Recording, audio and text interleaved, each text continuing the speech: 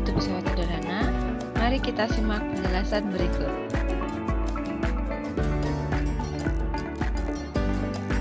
Pengertian pesawat sederhana. Pesawat sederhana adalah peralatan yang bisa membantu memudahkan pekerjaan manusia.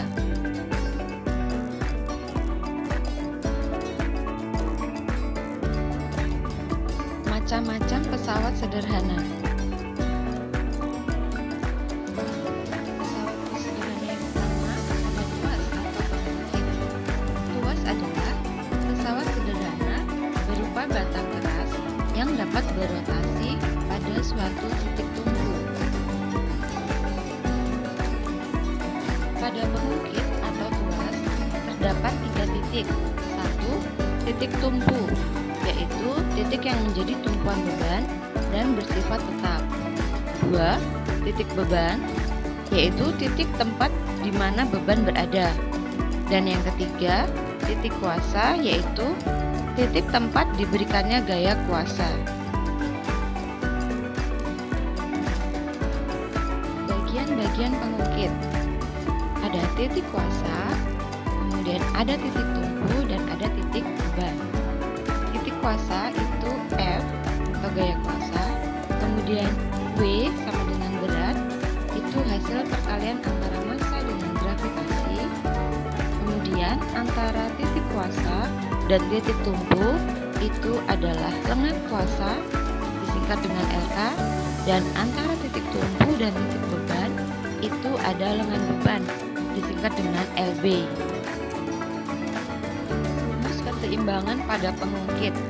W dikali LB sama dengan F dikali LK, di mana W adalah gaya beban, satuannya Newton, LB lengan beban, satuannya meter, F gaya kuasa, satuannya Newton, dan LK lengan kuasa, satuannya meter.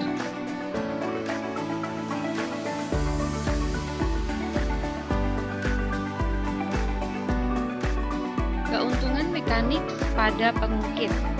Km sama dengan W dibagi F, atau kita juga bisa memakai Km sama dengan LK dibagi LB.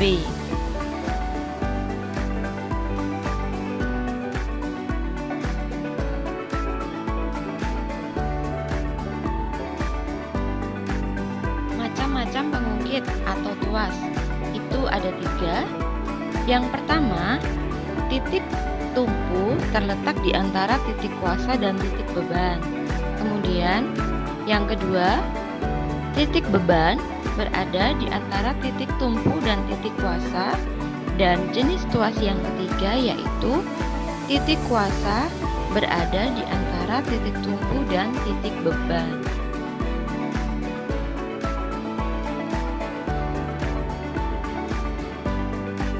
Contoh benda yang menerapkan prinsip tuas atau pengungkit. Pada tuas pertama itu ada gunting, kemudian pada tuas kedua itu ada kereta roda 1, dan pada tuas ketiga itu ada contohnya penjepit makanan.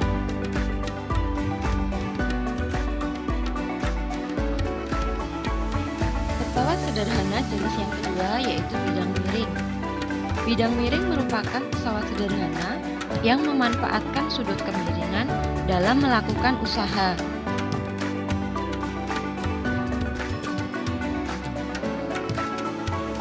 Rumus bidang miring. Dalam bidang miring kita bisa menggunakan rumus Km sama dengan W dibagi F atau S dibagi H, di mana Km adalah keuntungan mekanis, W adalah beban, satuannya Newton, H tinggi bidang miring, satuannya meter, F gaya kuasa, satuannya Newton, dan S adalah panjang bidang miring, satuannya meter. Contoh benda yang menerapkan prinsip bidang miring itu ada skrup, kemudian tangga, dan ada juga pisau.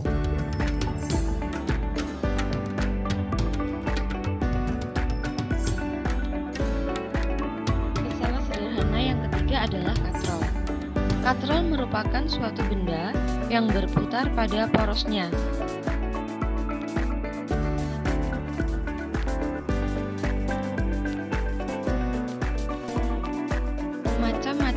katrol. A. Katrol tetap. Katrol tetap adalah katrol yang posisinya tidak berubah karena dipasang pada tempat tertentu.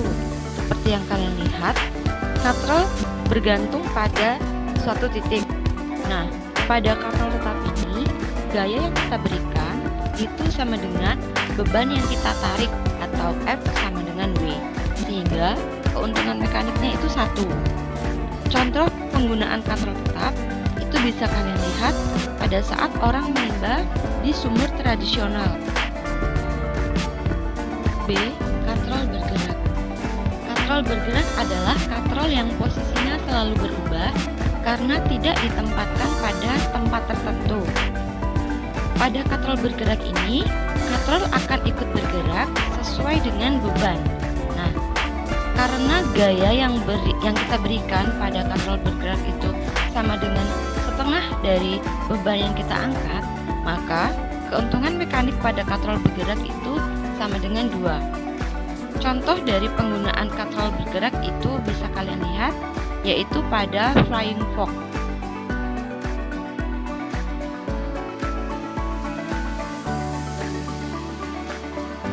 C. Katrol majemuk.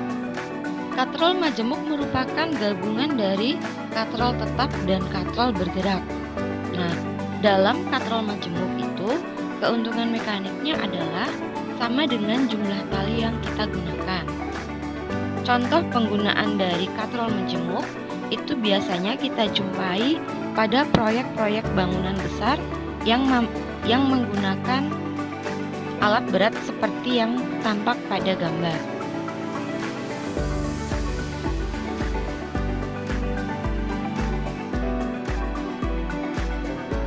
Pesawat sederhana yang keempat adalah roda berporos atau gear. Roda berporos merupakan pesawat sederhana yang terdiri atas sebuah poros yang melekat pada pusat roda yang lebih besar, sehingga roda dan poros dapat berputar bersama-sama. Seperti kalian lihat, yang disebut poros itu adalah lingkaran kecil yang berada dalam roda. Pesawat sederhana dalam sistem gerak manusia. Pesawat sederhana juga bisa diterapkan dalam sistem gerak manusia. Yang pertama, otot-otot di leher bekerja ketika kita sedang menundukkan kepala. Jika dianalogikan dengan pesawat sederhana, maka leher merupakan titik tumpu, dagu merupakan titik beban, dan kepala merupakan titik kuasa. Jika titik tumpu berada di antara titik beban dan titik kuasa, maka menerapkan pengungkit jenis yang pertama.